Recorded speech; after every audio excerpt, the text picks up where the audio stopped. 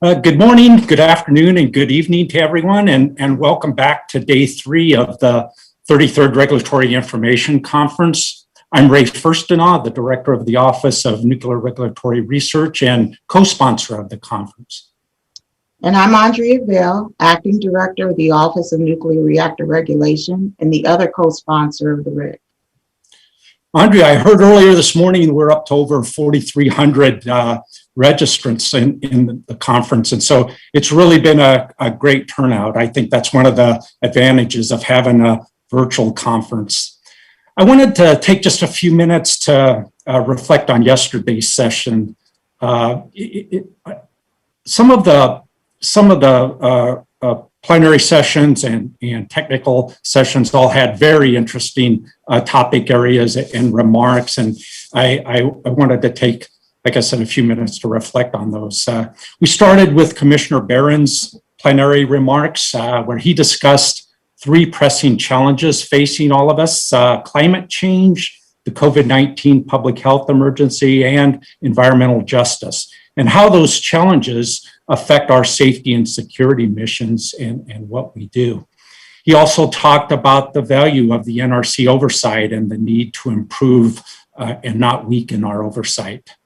I went back and forth among the excellent morning technical sessions yesterday. I spent some time at the accident tolerant fuel session chaired by Chairman Hansen, and I certainly came away with the sense that some of the concepts are right around the corner or for use in the existing operating fleet with advantages to both safety and operations. We need to be ready for that here at the NRC.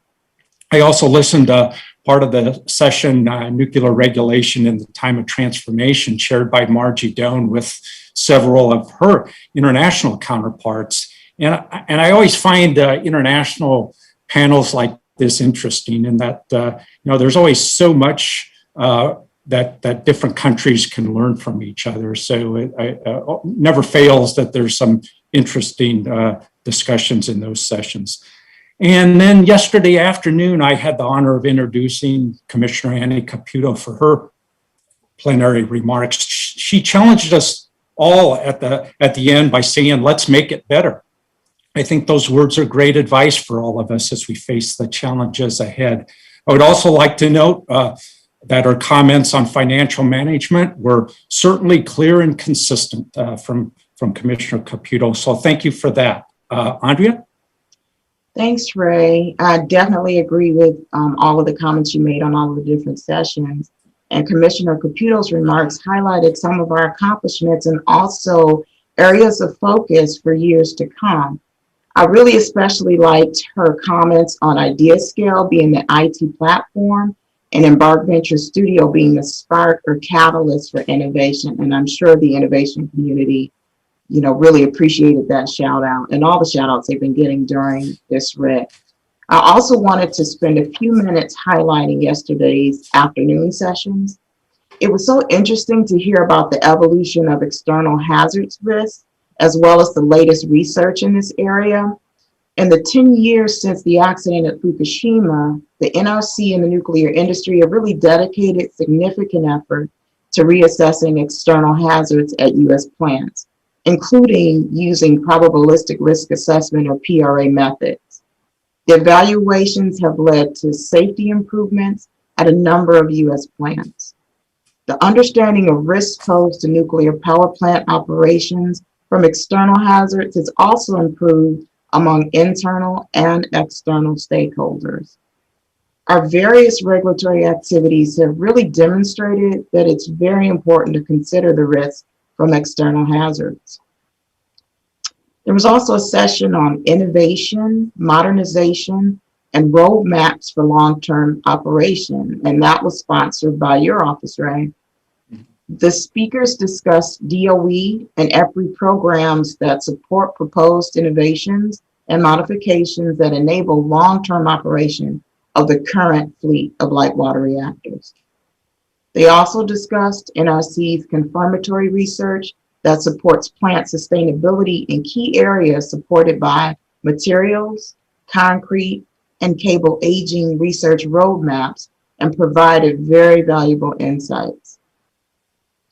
In the regional session on advance and challenges in the reactor inspector program, the regional administrators of each of the 4 NRC regions and nuclear power experts from outside of the NRC, including senior nuclear industry executives, discussed contemporary issues involving nuclear power plant operation and regulation in the United States.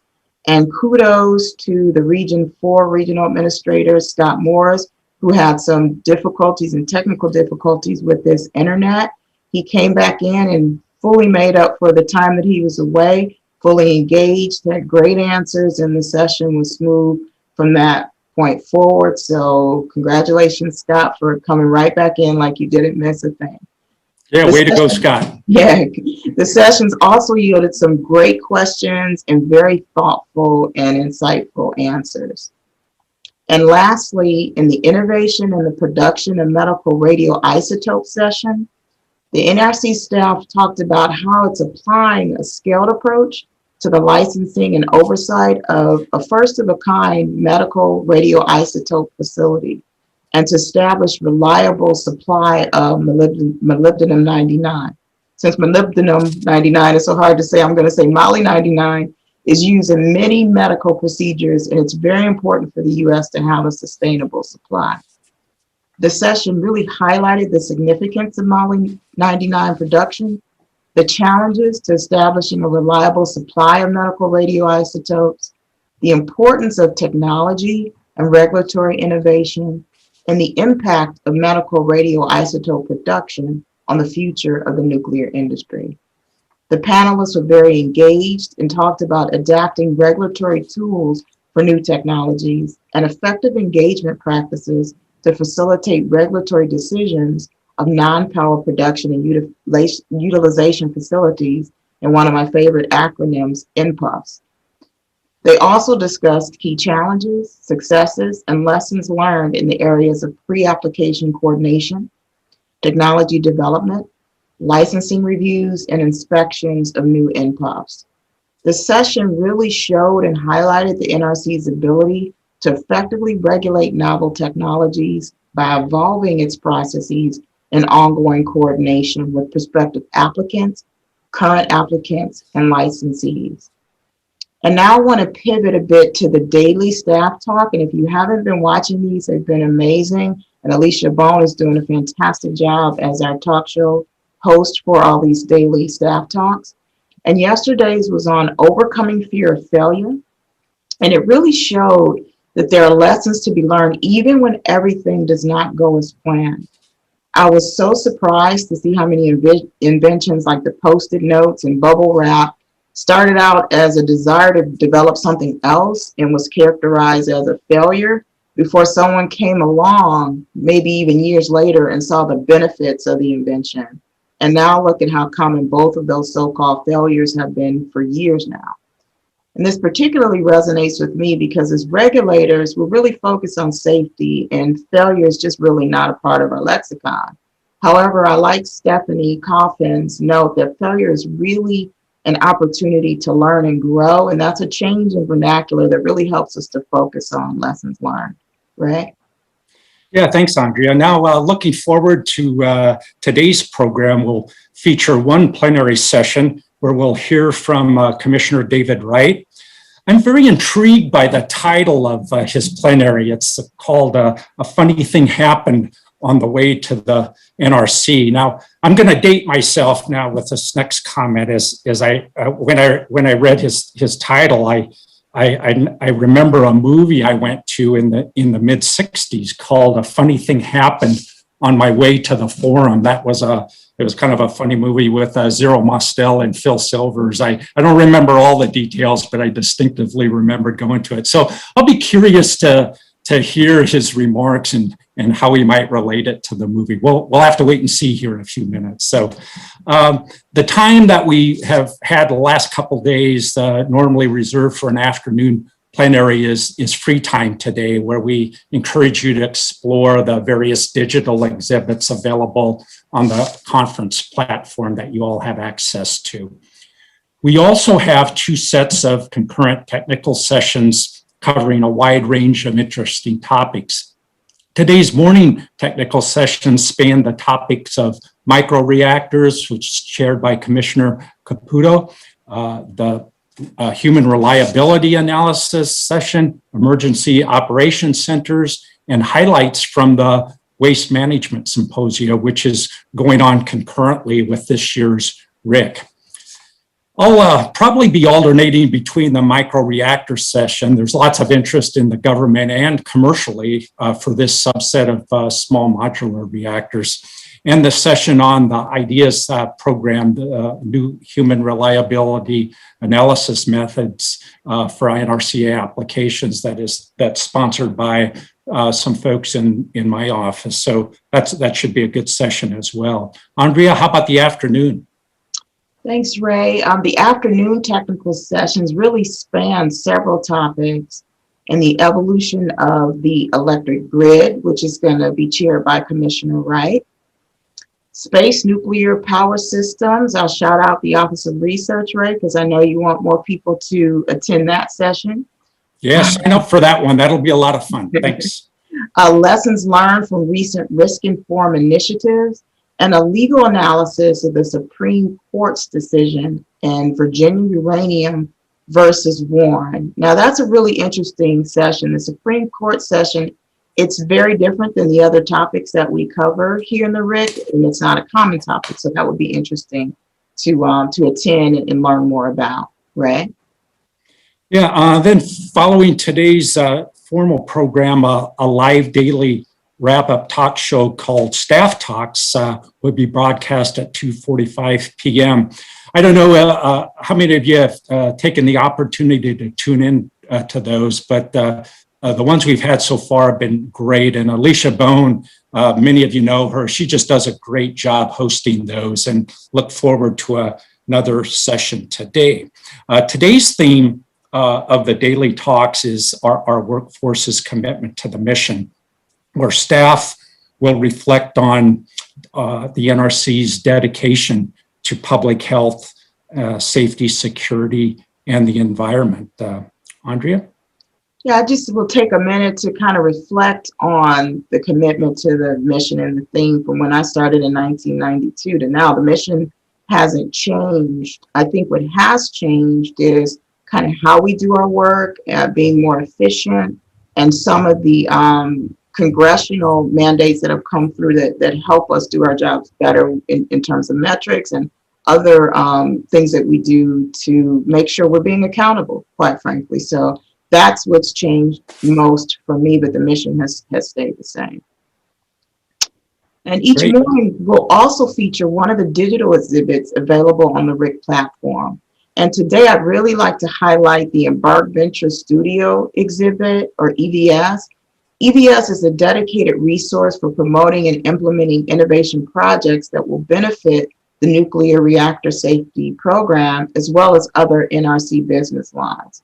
The group's primary goal is to remove barriers to innovation and launch initiatives that improve the way we work. They've done remarkable work in NRR. They're an agency resource for other business lines. And it's been my honor to get to know some of the projects that they've done as I've been in the office. I also want to note something very important for tomorrow. The daily review that we're doing right now is going to start at 9:15 tomorrow instead of 9:45. And the special plenary session on Fukushima will start at 9:30. So we wanted to make sure we highlight that so you don't miss any of the activities tomorrow, and especially the special session at 9:30. And now I'm very pleased to introduce our plenary speaker of the day, Commissioner David Wright.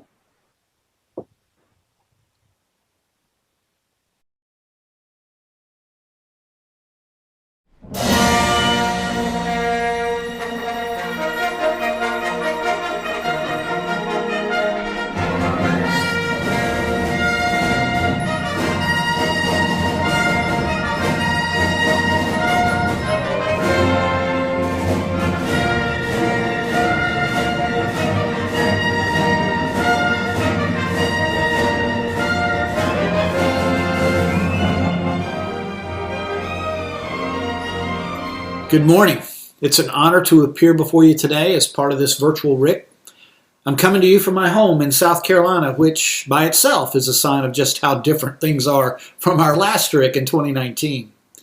And just as this is not a typical RIC, my remarks today will not be the typical RIC remarks, although I'm sure you may have guessed that already.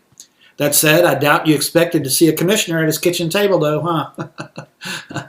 While I will definitely touch on some of the NRC's work and accomplishments in my remarks today, I'd also like to talk to you about some of my reflections on the year and share some personal stories as I do so.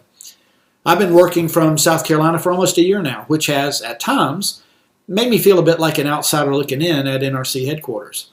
I've missed seeing y'all in person, my staff, the NRC staff, my commissioner colleagues, as well as our licensees, applicants, and international counterparts. This past year truly put all of us to the test, both personally and professionally. There's no denying that 2020 and the beginning of 2021 has been difficult, certainly far, far away from normal years. For many, the word devastation would be an understatement in describing this past year. There's been political and social unrest. Millions of people around the world contracted the coronavirus, and many hundreds of thousands have died from it. A heartbreaking result. Every person watching, listening, and participating in this RIC conference has been touched in some way by this pandemic. Some worse than others, but impacted nonetheless. My heart goes out to those of you who have lost a loved one, a friend, or have been hurt by the virus in some other way. If you contracted the virus and are here with us today, I give thanks, and I'm very happy for you. If you've not contracted the virus, count your blessings and continue to do what you've done to stay safe and healthy. We will get through this pandemic as more and more people get vaccinated and can hopefully return to a more normal existence sooner rather than later. But for now, here we are, living in a mostly virtual world. It's been surreal, it's been exhausting, it's meant pivots and expected and unexpected challenges. And as during any challenging time, I know we all have had to reflect on how to adapt, how to achieve our goals despite the challenges we face, how to survive and thrive. During this past year, I found myself coping with all the uncertainty and change by trying to find joy and laughter whenever possible. To be clear, there's nothing funny about the hardships we faced or COVID, but there is a reason for the saying, laughter is the best medicine. And it's true, laughter does make you feel good. It may not cure all of our ills, but laughter's proven to help improve our mood and our overall health. It reduces stress, helps our immune system, it relaxes us, and it increases our creativity and connections to people. My remarks today will touch on what I view as the transformative power of laughter and how it's helped get me through some very challenging times. During this past year, I've also reflected about what we've gained from the adversity we faced. This pandemic has forced all of us, both the NRC staff and all of our domestic and international partners who are here today, to adapt, to change, to think creatively about how to get our work done and how to balance that work with our changed personal lives. Circumstances have forced all of us to transform how we work and how we live.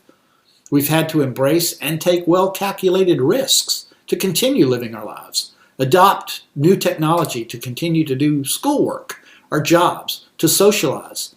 And it has transformed the NRC and broken down barriers and silos at the agency. My remarks today will touch on the NRC's transformation journey and my own as a commissioner. And what I can tell you is this: I'm excited about what I've seen accomplished and what's on the horizon. The NRC has demonstrated its ability to transform in key areas: people, risk, technology, and innovation. This virtual RIC's a great example of that. So thank you to the NRC staff, contractors, and participants who've made it possible. We have an amazing, talented, and resilient group of people at the agency. I didn't imagine a virtual RIC as a possibility when I first joined the commission almost 3 years ago. To be here today shows how far we've come in a short time. So with that, let's get started with a story related to my own journey here today. You might be wondering about the title for my remarks. As I prepared for today, I realized there seems to be a bit of a pattern emerging when it comes to my journey to each RIC. I know you all like data, trends, analysis, and assessment, so maybe you'll appreciate this. I think there is a trend developing as funny things keep happening to me on my way to each year's RIC. So let me explain. My first RIC was in 2019. Funny thing there, I had no idea what to say or do. Trust me, it's funnier to you than it was to me at the time. I was a new commissioner, nervous and a bit scared, and I had no clue how to introduce myself to you, much less what issues I needed to talk about before more than 1,000 people. I decided to lean into what makes me who I am, my values, my personal story, my family, my belief in teamwork, how I go about making decisions, and how all of that working together led me to be an NRC commissioner. The second RIC, one funny and one unusual thing happened. You can certainly guess the unusual one, the fact that the RIC had to be canceled because of the global pandemic. The funny thing, though, happened before it was canceled. As all of you know, the agency didn't cancel last year's RIC until right before it was supposed to be held. And not surprisingly, much work, effort, and thought had gone into getting ready for the RIC by many dedicated NRC staff and some external stakeholders scheduled to participate in the different panels. For my part, I'd already prepared my plenary remarks and was set to chair a panel on the electric grid as well. But then the funny thing happened. In late February, I got a call while on a boat in the middle of the Seine in Paris, France, while on work travel. Former Commissioner Burns was there too, as were several attorneys from OGC. I could barely hear what my administrative assistant was saying on the phone, but I was pretty sure she said the Senate Environment and Public Works Committee, or EPW, was trying to reach me about my confirmation hearing. So on the boat, with the cold wind howling, because it was cold, I called the Senate EPW back and was told I better clear my calendar for, you guessed it, March 11th, the very same day that I was scheduled to do my plenary remarks and chair the grid panel. So before last year's RIC got canceled, my plenary remarks and grid session were canceled. But that was an easy decision as I was confirmed for another term and was honored to be joined at that hearing by a wonderful colleague and now chairman of our agency, Chris Hansen. I'm also very grateful to be able to do that canceled grid session at this year's RIC. And I want to give a special shout out to Candice DeMessier for her help, both last year and this year. So, what was the funny thing that happened on the way to this year's RIC? Well, when I left Rockville last March, directly after my confirmation and celebrating with my staff, here we are at Pinstripes, I thought I was only going home for a weekend. The joke, as you can imagine, was most definitely on me. Talk about a transformed journey. I literally only packed 2 changes of clothes and my toiletries, and then the world shut down. And it would be months before I returned to Maryland from South Carolina. I look back on it now and I just laughed, because what else can you do? Really, sometimes all you can do is shake your head and laugh and look for the silver lining or anything positive and just keep moving forward, because life and living calls for that. I have reflected quite a bit during the past year about what's important to me, and what I found is that, for me, laughter has truly been the best medicine in this unbelievably challenging time. Laughter is something that's always been important to me because of a very important person to me, my dad. If you heard my 2019 RIC remarks, you may recall that my dad was a lifelong radio and TV broadcaster and personality who went from a radio announcer at age 14 to owning his own 100,000-watt radio station while, on the side, working as a PGA Tour radio golf reporter for 50 years and traveling as a stand-up comic, appearing at various venues across the country. Dad really loved to laugh, and he loved to make others laugh even more. And the lesson I learned from him and leaned on this past year is that laughter helps move us forward. It's not always easy, but being able to laugh, especially in the face of adversity, is necessary in order to be happy and to rediscover happiness. So, how can laughter help you get through things? Well, it releases endorphins, which is good because you never know what to expect each day, especially in this COVID time. For example, this summer, while I was having a virtual periodic with John Levinsky, our NMSS director, I got a call from my 90-year-old mother. Y'all may remember Mom. She held the Bible for me when former Chairman Savinicki first swore me in 2018. She's also currently my neighbor, and she lives down the street from me here in South Carolina. Anyway, Mom called with an emergency. She said she heard something in her house that was scaring her, and she wanted me to come over and find out who or what it was. Obviously, in normal times, I would not have been able to help her because I'd have been at headquarters in Maryland. But like many of you who are now juggling personal and professional responsibilities, I got off the phone with John and hustled over to her house, where she met me outside. I picked up a broom in the garage. Why a broom, I don't know, but that's what I grabbed. And I went inside our house. Activate the endorphins here, because as I went in, I immediately heard something or someone moving around. And as soon as I opened the door and entered the living room, I came face to face with an intruder, a very scared and angry squirrel. It was game on. David versus Rocky, the angry squirrel. I believe he was actually the Rocky the squirrel too, because that sucker had to be flying. He was moving so fast. And all I had was a broom, and what I really needed was a big net. I mean, a really big net. It took days to repair the entry holes to the home, both inside and out, and to finally catch Rocky and his accomplices, 3 of them. But it got done, and the intruders were relocated to a habitat far, far away. Although there was damage done to our house, a lot of damage, and none of the experience was fun or enjoyable for me, Mom and I did have a pretty good laugh about it afterwards. Plus, it definitely created a memory of a lifetime for us to share. So, find things to laugh about, even the unexpected or inconvenient. Yep, that's right, everyone. Laughter enhances job satisfaction and job performance, especially for those who work in creative fields or rely on their critical thinking and problem-solving skills. Now, for those of you wondering, chasing Rocky did not improve my job performance during my periodic with John. Sorry, John. But it did increase my engagement and productivity later that day as I worked on several votes. And it has been proven to do so, as well as increase creativity, collaboration, and well-being while relieving stress and boredom. Laughter also brings people together, which cultivates a positive work environment and culture.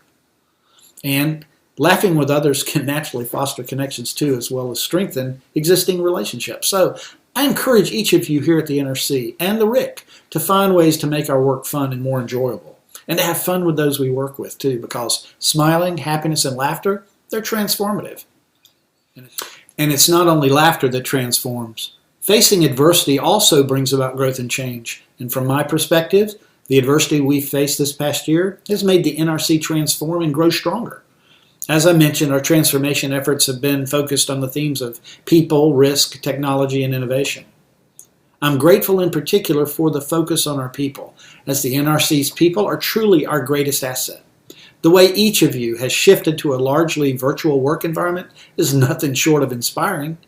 You've gotten the work done while handling so much in your personal lives.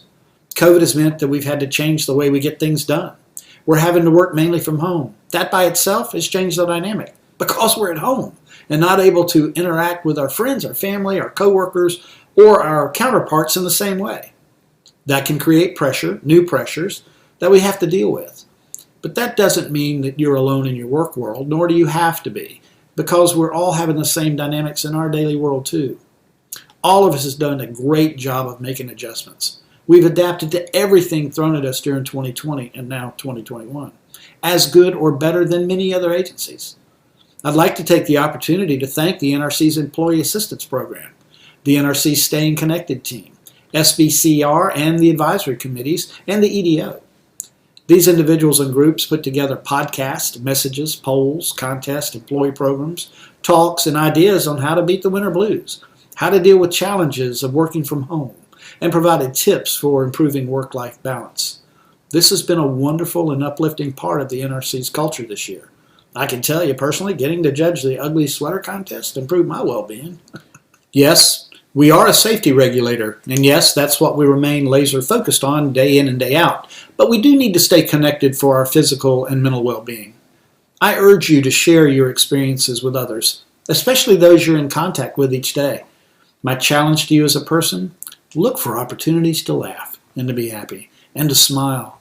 It's actually easier to smile than to frown, and as discussed, smiling and laughing can improve you in many, many ways, including becoming a more productive worker. In addition to its focus on people, this last year has seen the NRC place an increased emphasis on the consideration of risk, as COVID forced us to look more closely at and adapt how we regulate. I'm truly amazed at the varied ways the staff has used creative thinking and risk insights to ensure that the limitations put on us during the pandemic did not affect our regulatory mission. And I appreciate the input and insights we've received in this area from our licensees, applicants, and international counterparts. As you know, the NRC staff work to balance the benefits of inspections against the risk of COVID exposure. Taking these risks into account, we use dashboards to track trends and make decisions on the number of inspection staff on site and reduce the duration of in-person inspections by conducting remote entrance and exit meetings using resident inspectors for certain on-site portions of inspections and taking advantage of technology. We've evaluated risk of certain licensing actions and leveraged past experience, data, and technology to streamline licensing reviews to address challenges licensees and applicants have faced. We've faced some criticism about our acceptance of risk in these areas, and not all of our decisions have been popular. It's understandable because we've changed how we do things, and change from the norm is hard. But from my perspective, we hadn't changed what we do, and that's meeting our safety mission. In fact, I'm inspired by what I see.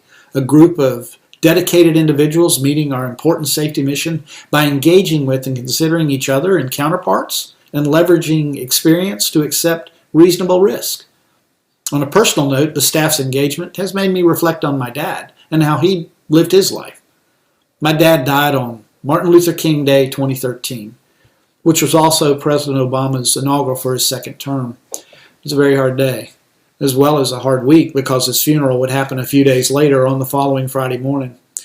I had to write his obituary and his eulogy, so I spent hours alone in his chair in his home office, scouring through everything I could, looking for things that spoke to what he had done and accomplished over his life on this earth. I was very sad at first, depressed is probably more like it, but by the time Friday rolled around, I'd found a new appreciation for the life Dad lived and about the confidence and strength he had given me. There's no doubt that my dad lived a full life. Not all of it was pleasant or great for sure, but Dad was willing to take the risks necessary in order to be happy with himself every day, and that's what I remember most about him today. The motto of the state of South Carolina is Dum Spiro Spero. While I breathe, I hope. My goal is to leave that same legacy of positive memories for my family and my friends and coworkers as my dad left me. I encourage you to strive to do the same in your life. Martin Luther King certainly understood life and what living was all about. When he was 38 years old, he gave a speech that spoke to this belief. He said, and I quote, "You may be 38 years old, as I happen to be. One day, some great opportunity stands before you and calls you to stand up for some great principle, some great issue, some great cause. And you refuse to do it because you're afraid. You refuse to do it because you want to live longer. You're afraid that you'll lose your job, or you're afraid that you'll be criticized, or that you'll lose your popularity, or you're afraid that somebody will stab you, or shoot at you, or bomb your house, so you refuse to take the stand. Well, you may go on and live until you're 90, but you're just as dead at 38 as you would be at 90. And the cessation of breathing in your life is but the belated announcement of an earlier death of the spirit." Dr. King's words speak volumes, and the challenge is a good one. We're each alive, and we're each breathing, but not everyone is truly living. Truly living requires some action on your part too, and that's the ability to engage that action. Well, believe it or not, that ability to act is already within you. You just have to engage it. I see and appreciate the engagement of technology here at the NRC. We've embraced technology to work smarter and more creatively in so many areas, including using data analytics to highlight areas for regulatory attention and improvement. The staff rolled out IdeaScale, a technology platform that allows internal collaboration on crowdsourcing challenges. We've implemented an initiative to make the processing of agreement state license requests for reciprocity completely paperless. Region 3's materials licensing branch transitioned to a fully digital licensing process using digital signatures and novel encryption technology. We've also moved to a completely paperless national source tracking system annual reconciliation. While technology has allowed us to not only continue to do our important work, but to improve how we do our work, I want to take a moment to highlight how important stepping away from technology can be. It's so easy to get tied to your computer and to your phone these days, but I encourage all of you to remember the benefits of stepping away from it. Not only does it help with focus and engagement, it also provides a much-needed break. And you never know what you might see. Over the past year, I've taken to getting outside and going for walks, some of them pretty long. I don't wear earbuds or anything like that because I like to experience what's around me, the people, the birds, the rabbit, the deer, and the sounds. I use this time to focus on the positive. And what's more positive than a rainbow? Well, that would be a double rainbow. During the past year, I've seen more rainbows than I can count. My staff calls me the Rainbow Whisperer because I've seen and photographed so many this year. And if this year's not taught us anything else, it's that we can't take our lives for granted. We're lucky to be a part of this great world we live in, so I encourage you to make the time you have memorable. Appreciate the world around you and find and do things that make you happy, that make you smile and make you laugh. One of the things that is truly remarkable is thinking about all the unexpected ways COVID has forced us to be innovative. We've all had to find innovative ways to celebrate milestones, both positive and negative. We've had to say goodbye to treasured colleagues like Honey and former Chairman Christine Savinicki, either over the phone or on a virtual meeting. We've also welcomed new colleagues like Chairman Hansen and his team in an almost completely virtual environment. We've heard good news. I'm expecting another grandbaby, a grandson, this spring. It's not dual units this time, just a single unit. He's a rainbow baby too, which just adds to my happiness. And we've had to deal with horrible news as well. We've all had to do this in a very different way because of our circumstances. There were fewer, if any, hugs of congratulations or comfort. No flying or driving on a whim for work or for personal travel.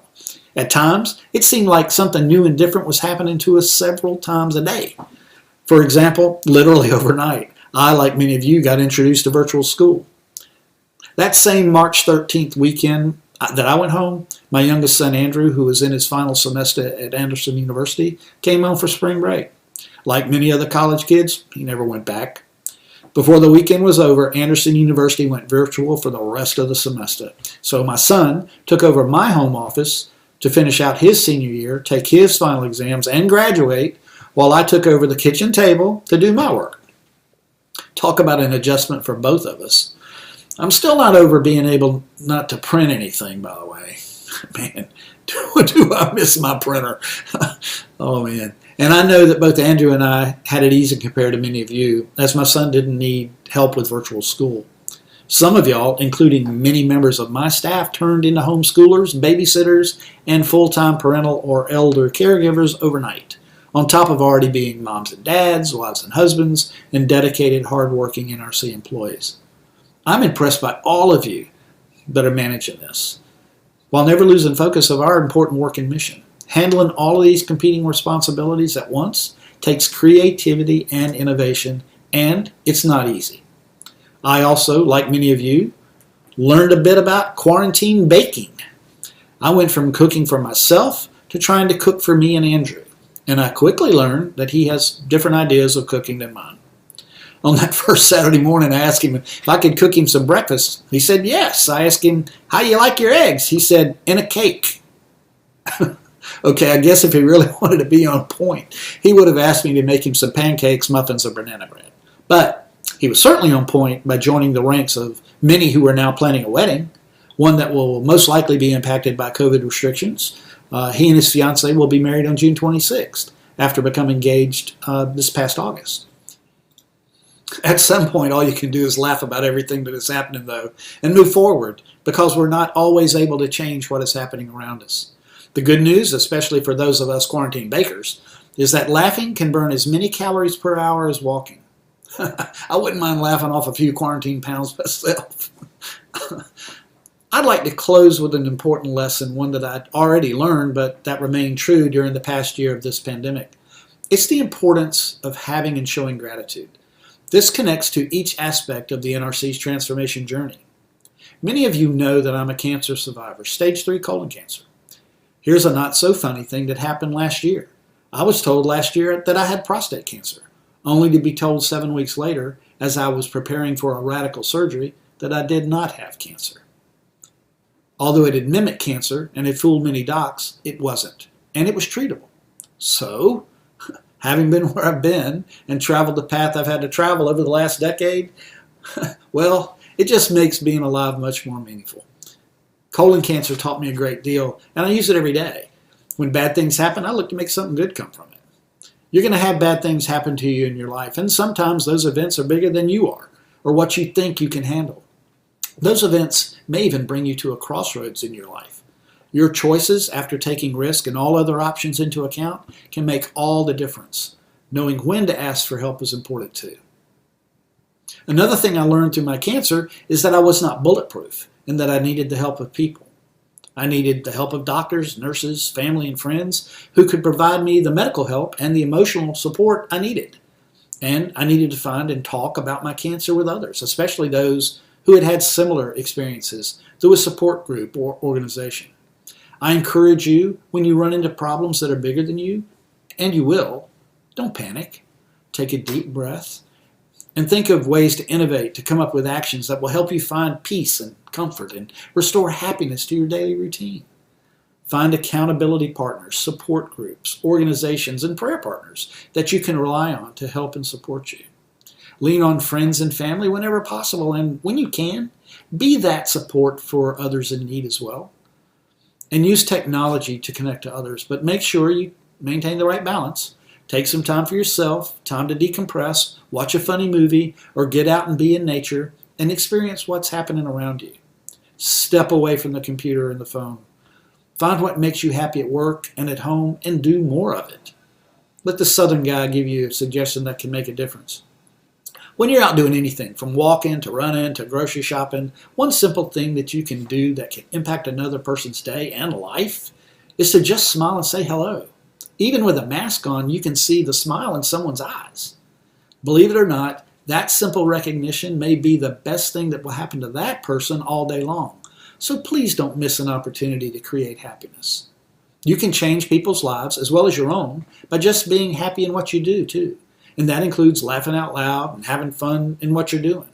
Through laughter and other positive actions you can take, I have no doubt that as a result and in return, your life will get better too. So smile more. It's much easier than frowning. Finally, a simple and easy thing you can do is to simply do more of what makes you laugh. Maybe you like watching funny movies, playing with a pet, or having a conversation with a friend. Whatever those things are that make you happy, that make you smile and make you laugh, I urge you to rediscover them and do them often. Thank you for the work that you do and how you've gotten it done during the last year. My NRC family is a remarkable bunch, and I'm proud to have the opportunity to work with you. More importantly, I can't wait to be around you again soon. Until then, I'm honored to do the NRC's important work from right here at my kitchen table in South Carolina. And I will continue to look for rainbows, bake cakes for my son, chase squirrels for my mom, laugh to honor my dad, and try to follow MLK Jr.'s example to live a life well lived. Thank you very much for listening today, and I look forward to questions. What a wonderful video, and you're getting a lot of support, Commissioner Wright, in the Q&A tab. It's just remarkable, and it was a wonderful and creative message that you provided. Andrea, thank you very much for that. Because the RIC was going to be virtual this year, I thought I wanted to do something a little bit different, and I was hoping it was going to be well received. Writing it and creating it and doing everything that I had to do was a lot of work. I don't mind telling you. It took a lot of time to create and to edit, but it was a lot of fun, and I'm happy that I did it. I had a lot of help too, though. I got to thank my staff, all of them. Kathy Canadas, my chief, and Kim Laura, who's my AA, Carol Lazar, my legal, Carmel Savoy, who's a backup for me as an AA. She's my other admin. Joe Gillespie, who's filling in as a part-time, is giving us some stuff. Shakur Walker, who's my reactor TA, and Samantha Love, who is my materials TA. And without their help, I couldn't have had some of it. And I also need to thank my mom, my late dad, my two sons who gave me material, as well as Rocky, the angry squirrel, and Mother Nature for giving me some good material. And Andrea, before we go into the Q&A, I want to take a second, if I could, on a more serious note, to recognize what happened this week 10 years ago tomorrow, and that was the accident at Fukushima that was initiated by the earthquake and subsequent tsunami. I've had the opportunity to visit the site, and I have developed friendships with many of the regulators over there and others as well. And like you and others who have already verbalized this already, I want to recognize the dedicated professionals from all around the world who responded to that accident, and the tireless work from everyone that went into developing and implementing the safety enhancements after that event. So thank you for the pause right there to let me sneak that in. Yeah. Absolutely, Commissioner. And if you're ready for your first question. I guess. The first question is, what do you consider the most challenging aspect of working in a diverse environment? Wow. Communication probably is, I think that's the issue. We all come from different backgrounds. We come from different points of view, maybe different perspectives. We have to deal with each other not knowing some of those backgrounds. So we've got to be able to listen to everybody and try to understand everyone. Because if we can't do that, we're not really going to get into solving the problems that need to be solved and addressed. So to me, I think the communication part of that, and you have to appreciate and accept, because there's no one background, no one's right. We have to understand them, and I think that's really important. And I really do try to do that. Thank you, Commissioner. For the next question, given your unique perspective as having been an economic regulator and now a safety regulator, please describe your vision of the NRC as it moves forward with a multitude of new skills and methods of implementing NRC's mission in response to the pandemic.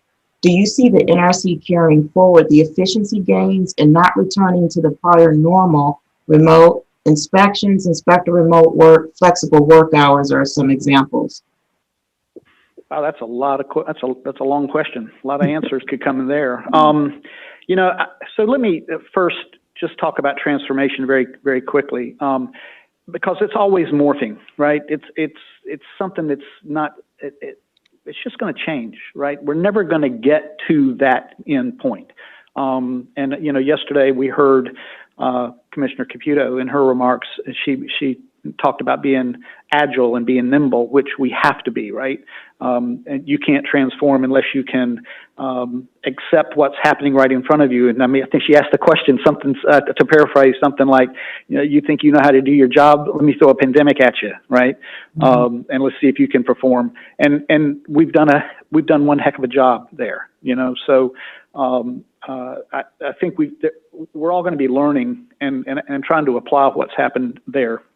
I also heard yesterday in the staff panel at the end of the day, right, and that followed, I think Stephanie Kaufman, I think is who said this.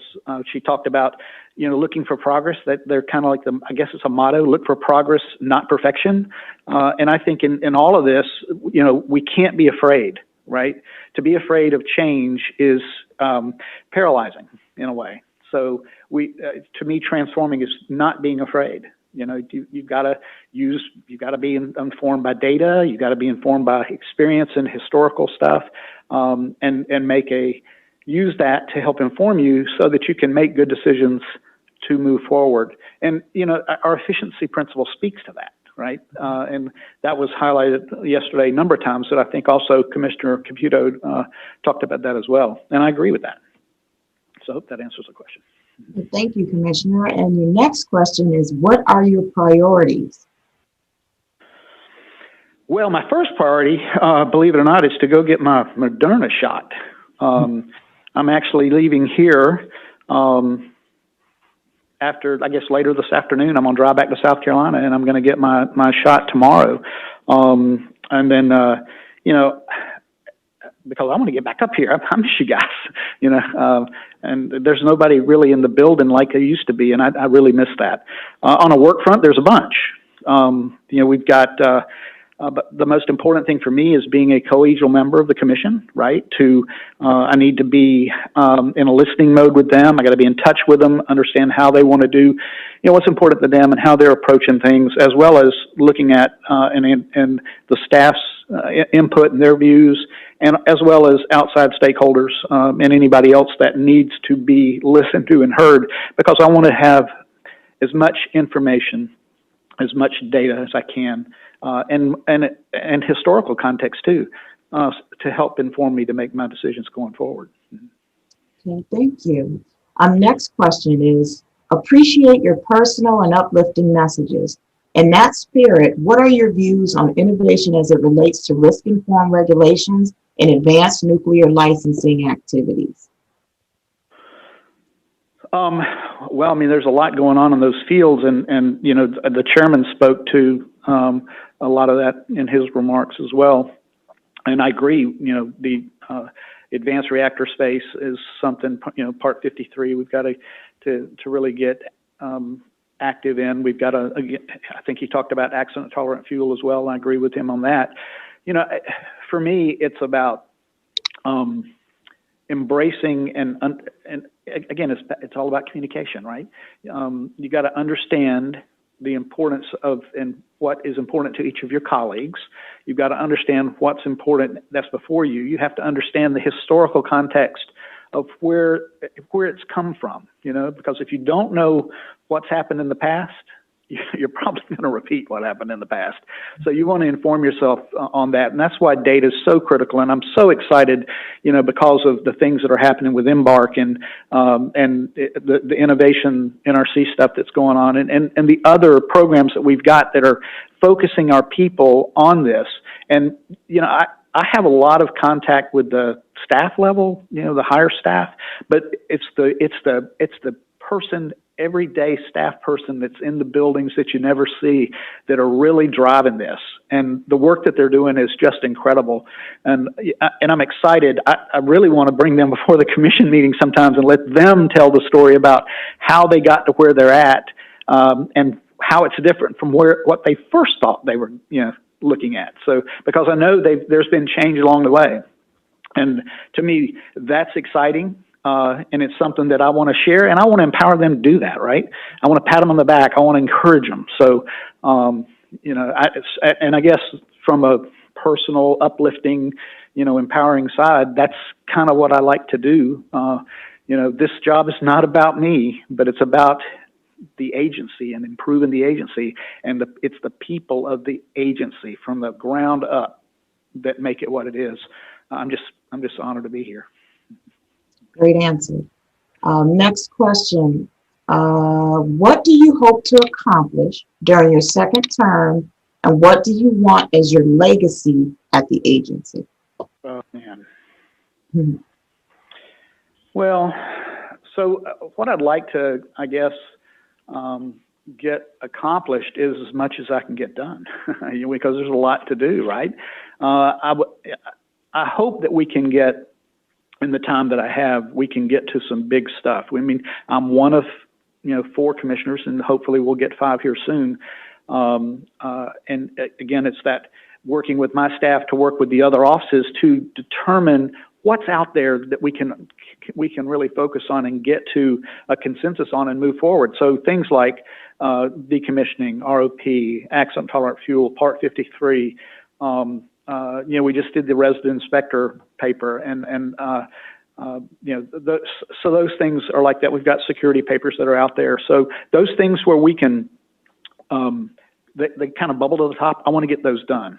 As far as a legacy for me, I'm hopeful that before I leave here that I'll be remembered maybe as a person who was authentic, who was a good leader, who got things done.